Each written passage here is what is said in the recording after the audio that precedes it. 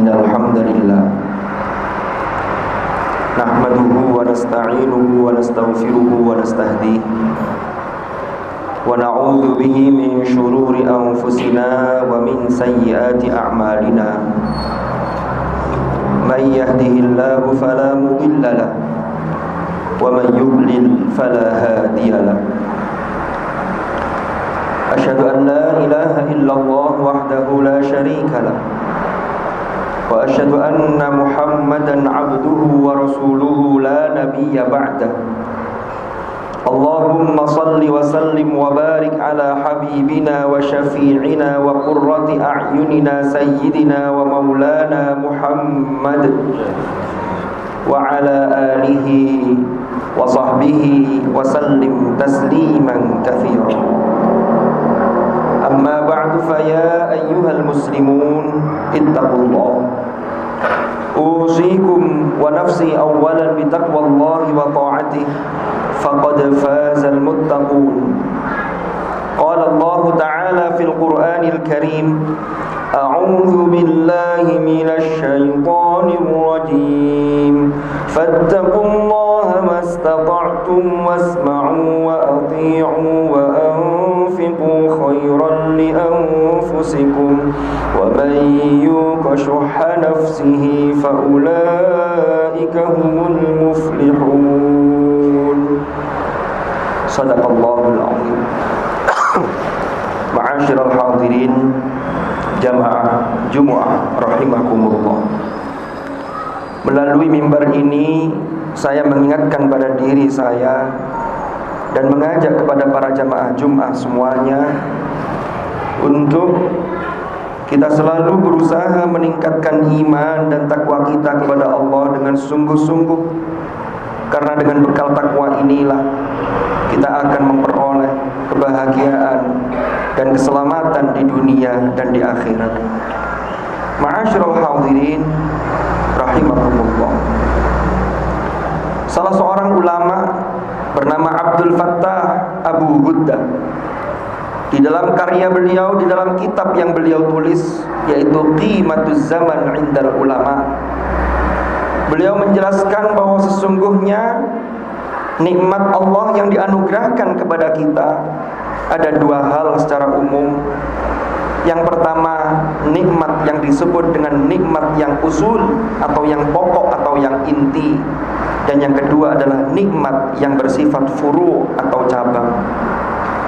Di antara nikmat yang pokok atau inti, beliau menjelaskan di antaranya adalah keimanan kepada Allah Subhanahu wa ta'ala. Lalu kita bisa menunaikan ibadah-ibadah yang wajib. Lalu termasuk nikmat sehat walafiat, lengkapnya jasmani kita, lalu anugerah ilmu Allah kepada kita.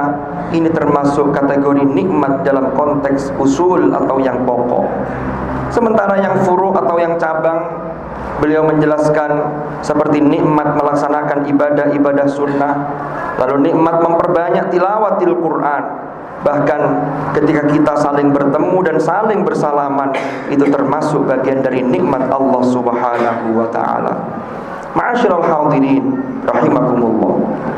Di dalam surah Ibrahim ayat 34, Allah berfirman, wa atakum min kulli ma sa'altumu wa in ta'uddu ni'matallahi la tuhsuha innal insana ladzalumun kafar.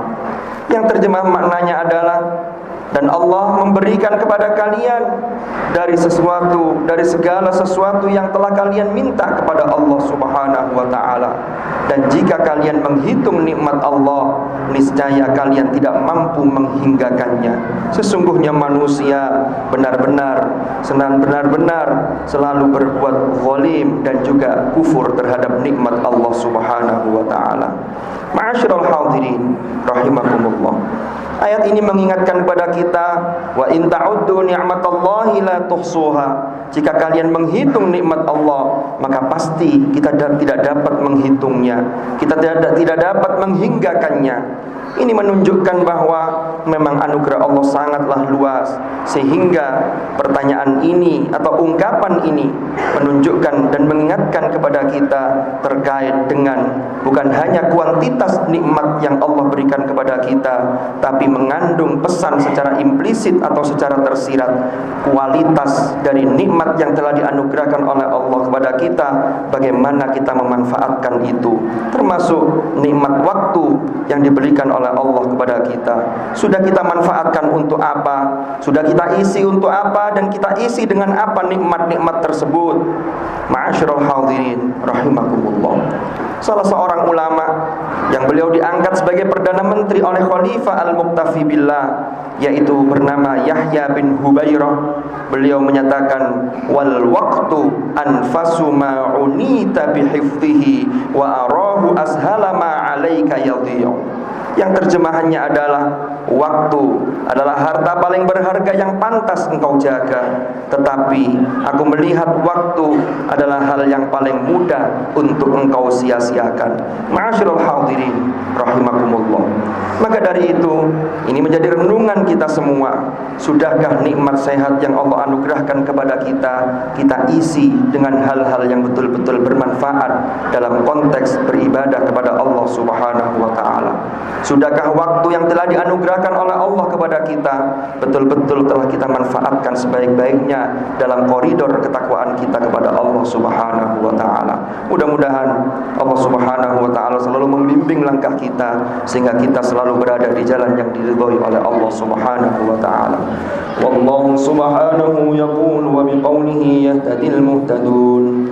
Man 'amila salihan falinafsihi wa man asaa fa'alaiha wa ma rabbuka bidhallamin lil 'abid.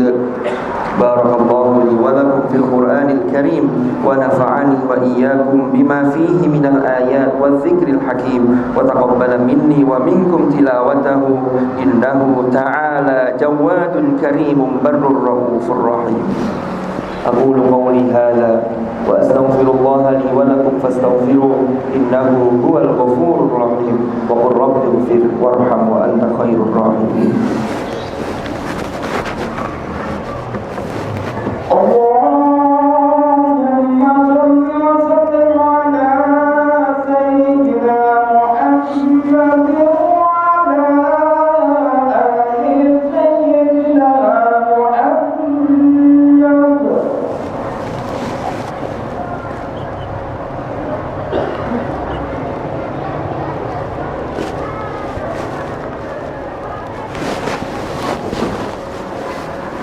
الحمد لله رب العالمين الذي أرسل رسوله بالهدى ودين الحق ليظهره على الدين كله وكفى بالله شهيدا.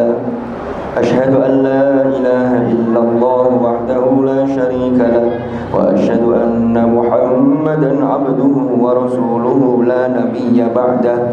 اللهم صل وسلم وبارك على حبيبنا وشفيعنا وقرة أعيننا سيدنا ومولانا محمد وعلى آله الأطهار وأصحابه الأخيار ومن على منهجهم سار.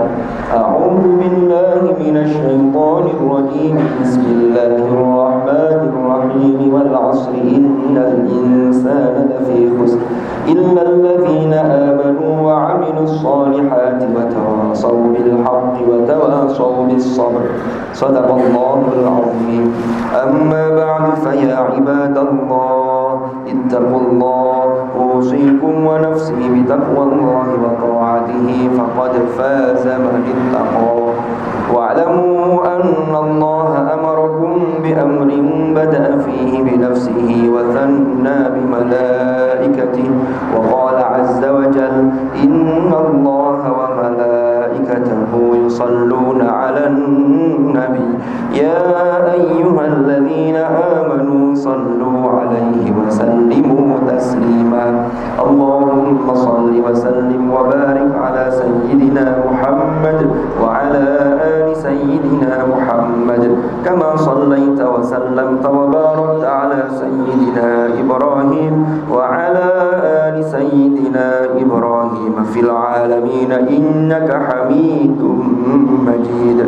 وارض اللهم عن الخلفاء الراشدين ساداتنا أبي بكر وعمر وعثمان وعلي وعن بقية أصحاب رسول الله أجمعين وعن التابعين وتابعيهم بإحسان إلى يوم الدين. وارض عنا معهم برحمتك يا أرحم الراحمين. اللهم اغفر للمؤمنين والمؤمنات والمسلمين والمسلمات الأحياء منهم والأموات إنك سميع قريب مجيب الدعوات.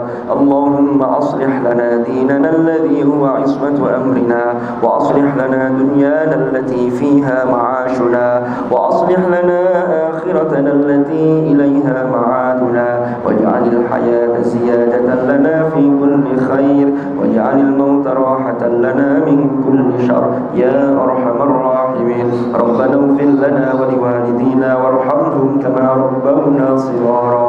ربنا هب لنا من أزواجنا وذرياتنا قرة أعين واجعلنا للمتقين إماما. ربنا آتنا في الدنيا حسنة وفي الآخرة حسنة وقنا عذاب النار. عباد الله إن الله يأمر بالعدل والإحسان وإيتاء ذي القربى وينهى عن الفحشاء والمنكر والبغي يعظكم لعلكم تذكرون. فاذكروا الله العظيم يذكركم واشكروه على نعمه يزدكم واسألوه من فضله يعطكم ولذكر الله أكبر. أقيموا الصلاة.